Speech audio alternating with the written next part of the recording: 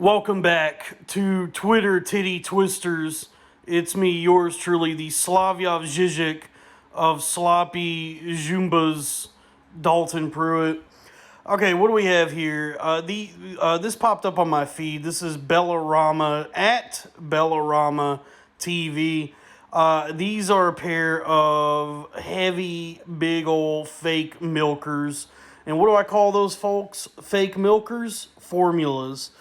And notice how they look kind of. You can always tell formulas on a lot of people, at least for the most part. Because notice how the skin kind of looks stretched out on these. It has definitely like a stretched out look, sort of like the mom's face from the Terry Gilliam movie Brazil.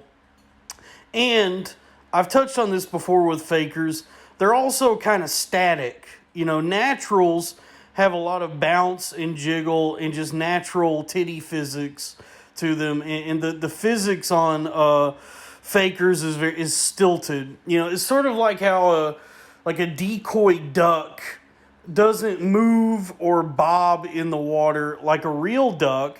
However, a decoy still attracts the real ducks. So to these I say quack quack, folks. But I do find myself fascinated more and more by the artificial. I'm not saying it's a bad thing, fakers. These definitely look really nice. I'm enjoying having a gander at them.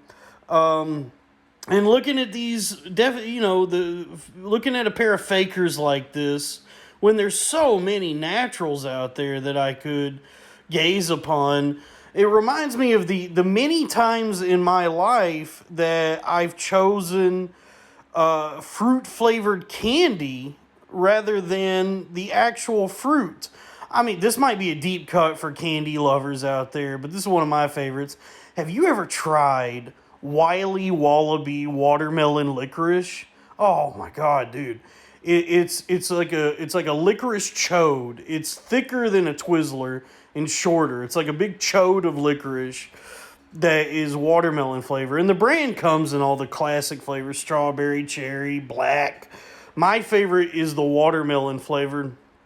And it's interesting because the watermelon flavor, the licorice itself, is a mere facsimile of what watermelon is. It kind of tastes like watermelon, but it's whatever the essence of a watermelon is has been stripped away and through some sort of chemistry applied to this like chewy, sticky candy, and it's a mere hollow remnant, a whisper of what watermelon is.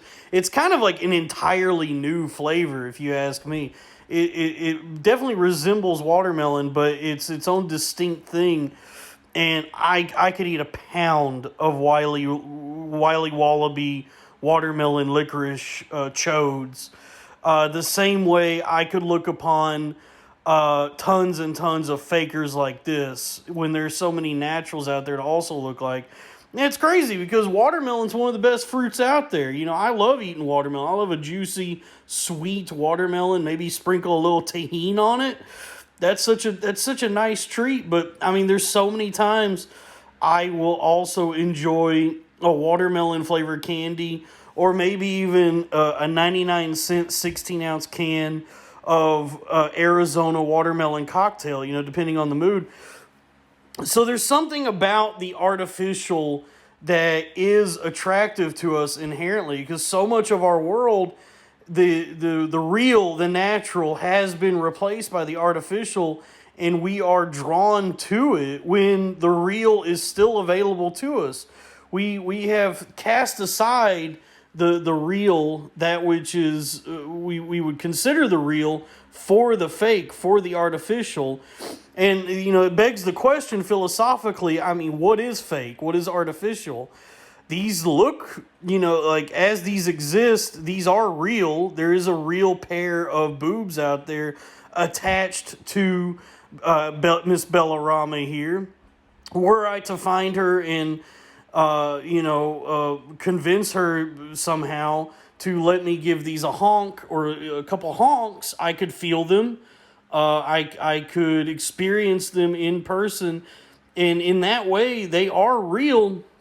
But the flesh within is not flesh. It is a synthetic fabrication, a silicone or whatever they're using nowadays.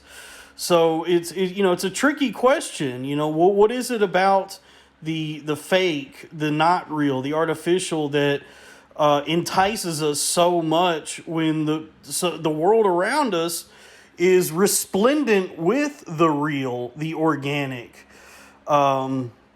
It's just something I think about a lot lately. But these certainly are enticing. And something else I notice about these in the presentation, I love the pink top.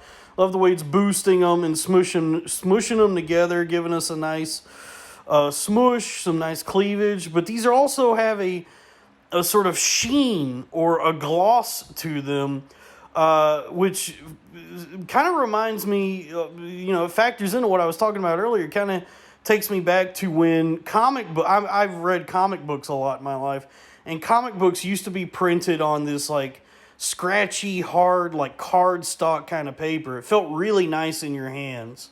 There was something very tactile about it.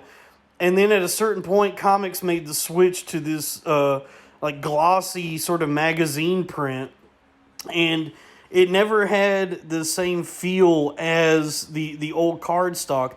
You could print more on it. It could hold more vivid, brighter colors, but the actual feel, that there was something about the gloss, the sheeny gloss paper that they started using that to me just detracted from what a comic book was, even though ostensibly it looked better, and so that's just something that I was thinking about looking at these brought me back to reading Alan Moore's Swamp Thing, and then buying the collections, the trade papers, and all of a sudden it's printed on this shiny gloss paper that it wasn't before.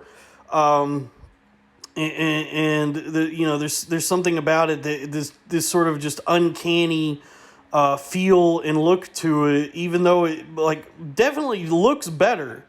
It's interesting, Anyway, 10 out of 10 wood motorboat.